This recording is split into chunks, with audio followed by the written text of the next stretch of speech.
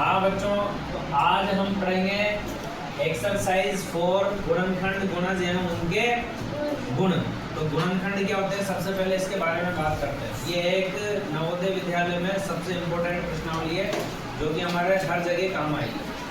ठीक है, इससे संबंधित सवाल हमारे हर जगह काम आते हैं और इसको देखेंगे। तो देखो, सबसे पहले गुणनखंड क्या होता है, जब एक किसी संख्या का भाग हम दूसरी किसी संख्या में देते हैं। भाग हमेशा क्या कैसे दिया जाता है, छोटी संख्या का भाग बड़ी संख्या में देते हैं कि नहीं देते? देते। तो क्या करना रहेगा, छोटी संख्या का भाग हम बड़ी संख्या में दें। तो बड़ी संख्या के गुणनखंड क्या कहलाएंगे, वो जो छोटी संख्या होगी वो किसका गुणनखंड कहलाएगी?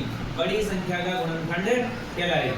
तो यहाँ पर गुणनखंड क्या हो गया, जब एक संख्या का भाग हम दूसरी संख्या में देते हैं तो छोटी वाली संख्या बड़ी वाली संख्या के गुणनखंड कहलाती है। आगे चले तो गुणनखंड, अब उभयनिष्ठ गुणनखंड क्या होता है?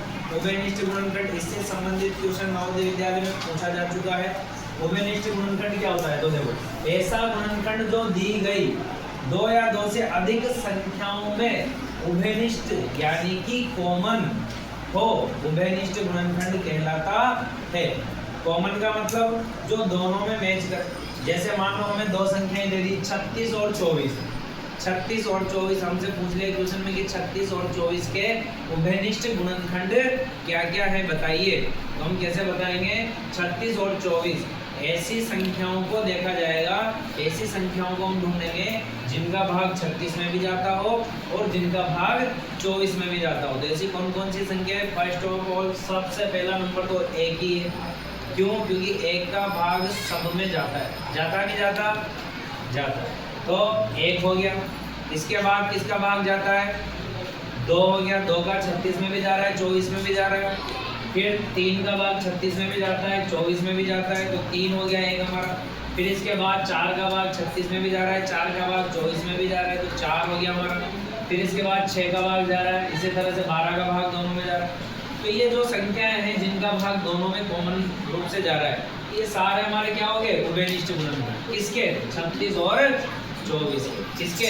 36 और 24। क्लियर है? अब इसके बाद हम देखते हैं अभाज्य गुणनखंड। अभाज्य गुणनखंड नाम से पता चल रहा है हमें, ऐसे गुणनखंड जो अभाज्य हो। कैसे हो? अभाज्य। तो देखो, जैसे मान लो कोई भी नंबर हमें दे दिए गए, बचपन से पढ़ते आ रहे हैं, तीसरी चौथी क्लास से स्टार्ट हो जाता है अभाज्य गुणनखंड। जैसे 18 दे दिया हमें, 18 के अभाज्य गुणनखंड निकालो। तो कैसे निकालेंगे? इसके नियम बताए थे मैंने स्टार्टिंग में जब बेसिक पढ़ा था। तो क्या करना रहता था कि किसी भी संख्या का आखिरी अंक 0, 2, 4, 6, 8 इनमें से कोई सा भी हो तो सबसे पहले किसका डिवाइड करते हैं? 2 का। यहाँ पे 2 का डिवाइड करते हैं, 9 आ गया।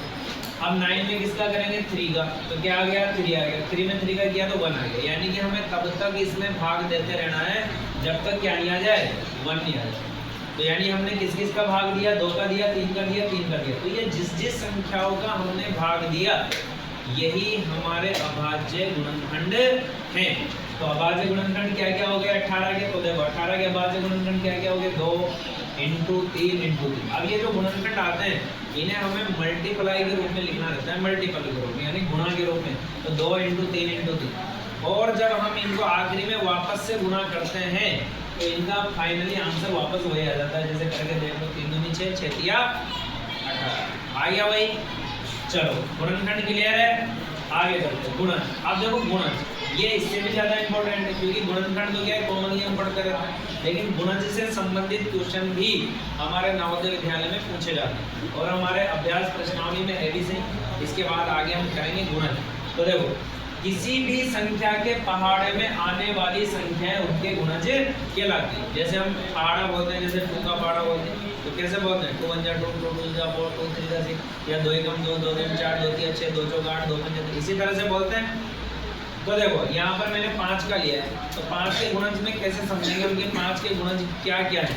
तो इसको सीखने के लिए हमें 5 का पहाड़ा लिख देना है। तो 5 का पहाड़ा सबको आता है, 5वीं क्लास में हम पहुँच चुके हैं, तो 5 का पहाड़ा आना चाहिए।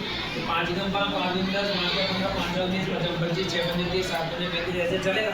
तो इसका मतलब 5 के पहाड़े में जितने भी नंबर आ रहे हैं ये सब किसके गुणज हैं? 5 के गुणज है। किसके गुणज है? 5 के। तो गुणज का मतलब समझ में आ गया। यानी कि ऐसी संख्याएं जो किसी के पहाड़े में आती है वो क्या कहलाती है? गुणज कहलाती है। ये गुणज हो गया, ठीक है। हम्म।